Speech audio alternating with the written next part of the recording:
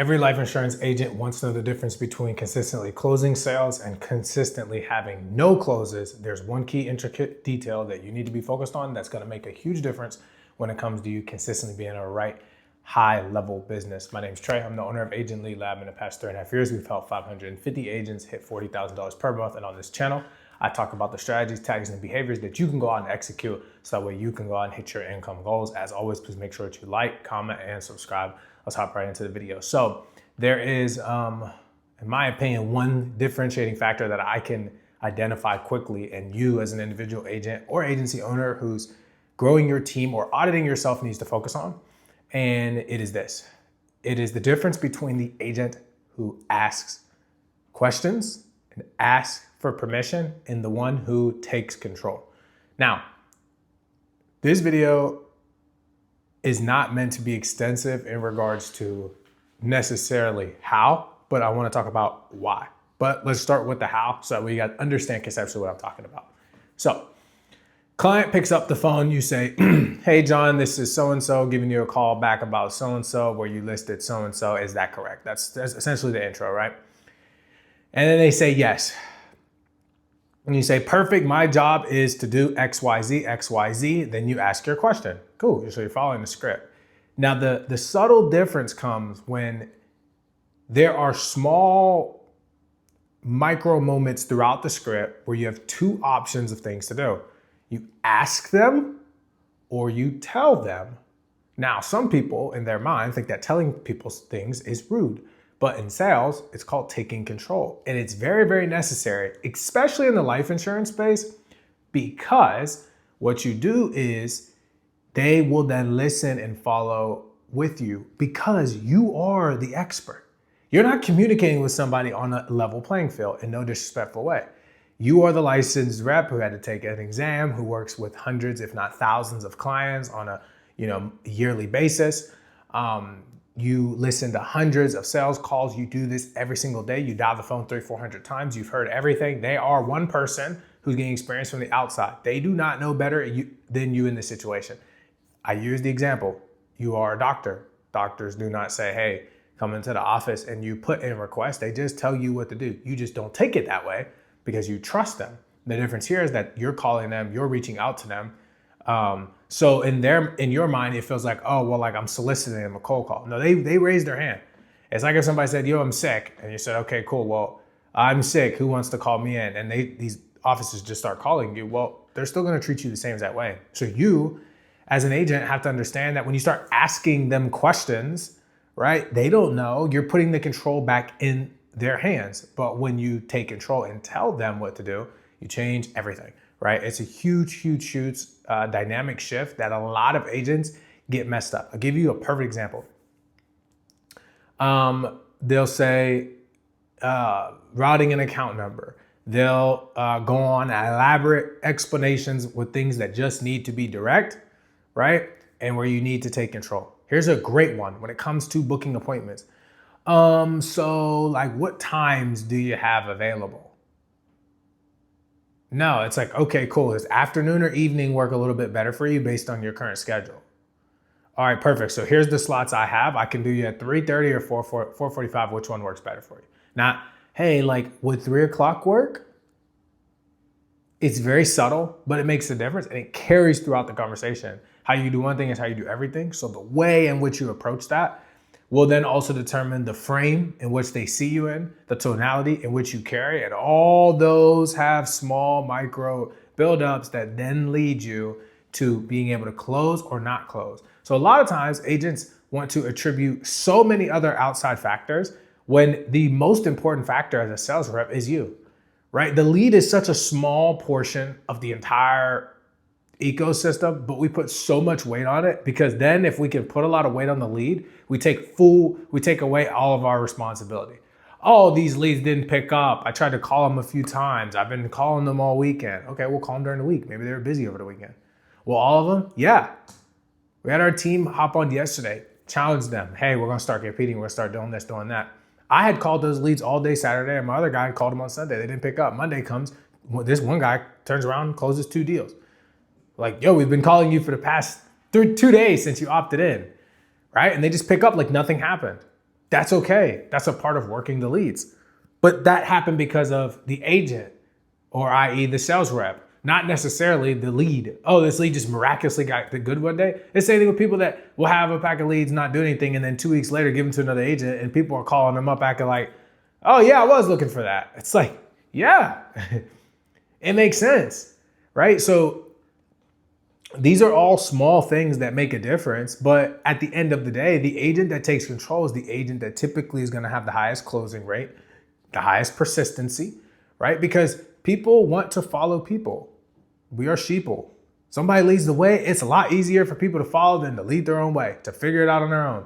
Say, hey, you know what to do. I'm just going to follow you. I'm going to figure out what you're doing, and then I'm just going to copy.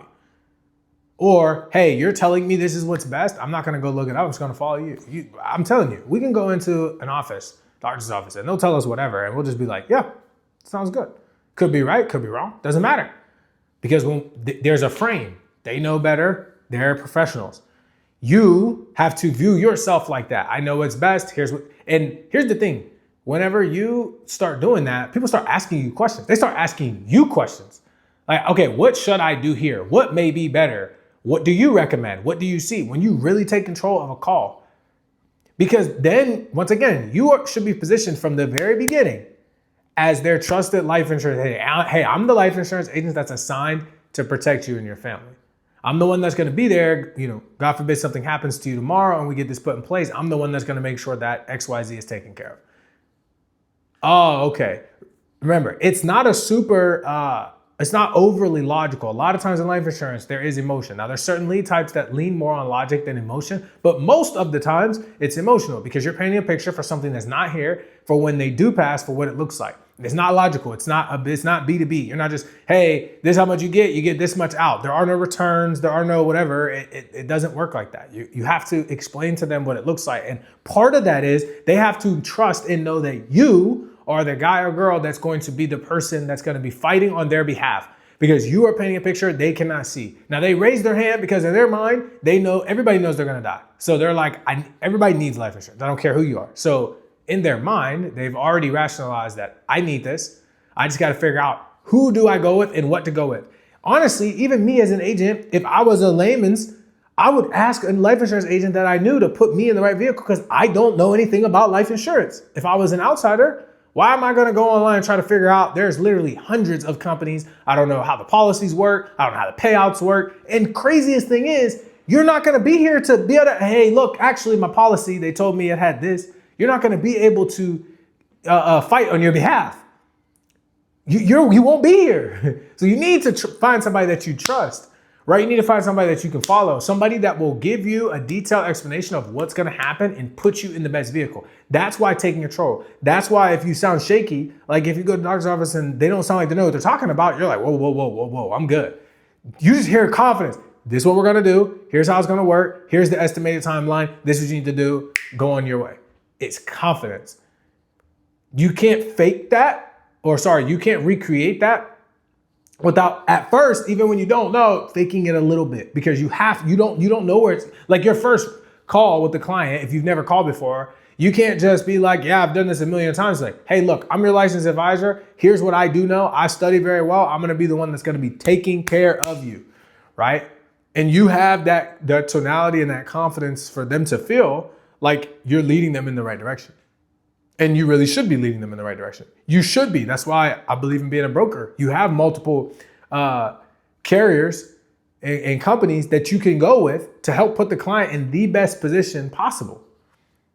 So you taking control at the beginning of the call, through the booked appointment, through the close. Here's what we're going to do, right? It sounds like you're a little shaky. Since I'm your licensed advisor and I'm going to be the one for you, be there for you. And I've already broken down your budget. You've got about $400 left at the end of every month. I know I showed you the $250 option, the $180 and the $110. We're going to go ahead and get started with that $110 introductory package.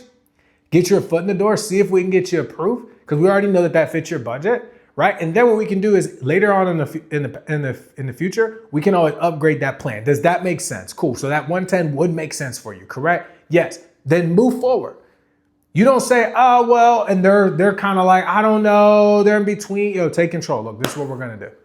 It gets to a point where you can tell that if they're confusing themselves in their head, it's time for you to come in and just be like, this is exactly what we got to do to seal the deal and move on, right? Because at the end of the day, them getting something to protect their family is better than nothing. If you pass and you have 20,000 versus if you pass and you have nothing, it's like, or you pass and you have 50 or you pass and you have nothing. It's like, just take the 20. I'd rather my family have $20,000 and have no money. You're over here trying to pull, oh yeah, I'm going to do this, trying to ask 15 questions. At some point, you just need to take control and say, we're going to get taken care of. Because at the end of the day, if you've gotten to the, in my opinion, if you get all the way through the presentation and you get to the end, it could have been closed by somebody. Because they picked up the phone, they knew what it was, or they booked an appointment. They showed up to the appointment. They went through the process. That person could have been closed. Now, maybe they couldn't have been closed right then and there. Maybe you could have said something. Maybe you could have been a different person, meaning look differently. They may have had predetermining stereotypes that maybe you didn't fit. They wanted their agent to be like this and you're like this. They wanted their agent to be a man and you're a woman. They wanted their agent to be whatever it may be. There's all these preconceived notions, but I will tell you, if you got that far, somebody somewhere could have closed them. But what I've noticed, the biggest difference between a 10K and a 20K producer, between a 10 to 20K and a zero, a brand new agent that can't hit 10K, and a 40, 50, $60,000 producer is simple. Number one, they take massive action when it comes to the call, right? So they're just moving through things. Yeah, this is what we're gonna do. This is how it's gonna work. Cool, which one do you want? Okay, because they sound like a professional. When you talk to professionals, they don't waste time. There's no time being wasted. I got people to see, things to do. This is what we're gonna do. Here's how it's gonna work. Bam, bam, bam, bam, bam. You don't fit that? Cool, I'm moving on to the next person.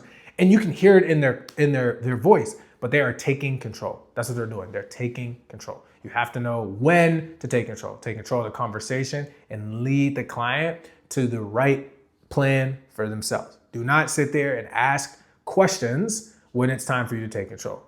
Oh, well, I'm gonna ask this question to see if it's okay. Is it okay if I give you a call no, what? Cool, we're gonna have a call at this time. This is what we're gonna go over. Here's what it's gonna look like. If you need me, you can reach out to this number. Do you have any immediate questions? No, perfect. Done. Not, well, can I call you at this time? You're gonna get hung up on, they're not gonna show. There's no authority frame. There's no trust being built. They don't wanna follow you. You don't sound like their licensed advisor. You don't sound like if they pass away, you're gonna be the person that shows up to their house or calls their family member and says, here's how you get your life insurance death benefit paid out to your family. Oh, okay, cool, perfect. Right? So very quick video today, very direct, and that's intentional because I want you all that are watching this to understand that one of the most slept on components is taking control. And I mean that in the most respectful way because there's certain levels, right? Following a script is following a script. Taking control is you kind of see what's going on and it's your turn to do what you are paid to do. Becoming an advisor, becoming a licensed representative, somebody that is a professional takes control. This is what I'm gonna do. This is how it's gonna work. Let's take control. It's honestly what separates the beginner, mediocre agents from the really good ones. It's huge because you'll notice that somebody, oh yeah, well you called me a lot. Well, I'm sorry, but I had to. But it's come on, man. No, look, this is the reason I had to call. We got this request. No worries. Looks like you put in this, and this. Does that make sense? Yeah. You just steamroll, steamroll. Think steamroll sometimes. Respectfully though, right? You want to steamroll to a point, but it needs to be respectful.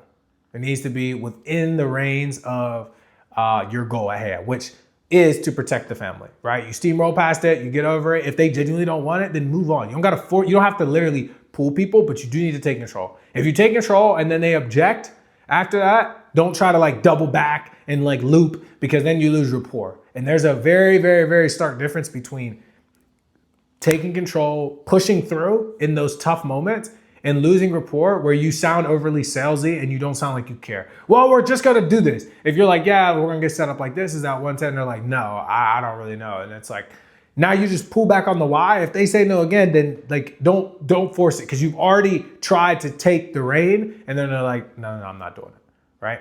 So hope this video helps. As always, please make sure to like, comment, and subscribe. If you're looking for leads, go to leadlabcrm.com. If you're looking to potentially partner up with us, go to agentleadlab.com. You can book a free call. We would love to talk to you and go from there. Outside that, you'll have a blessed day. Peace.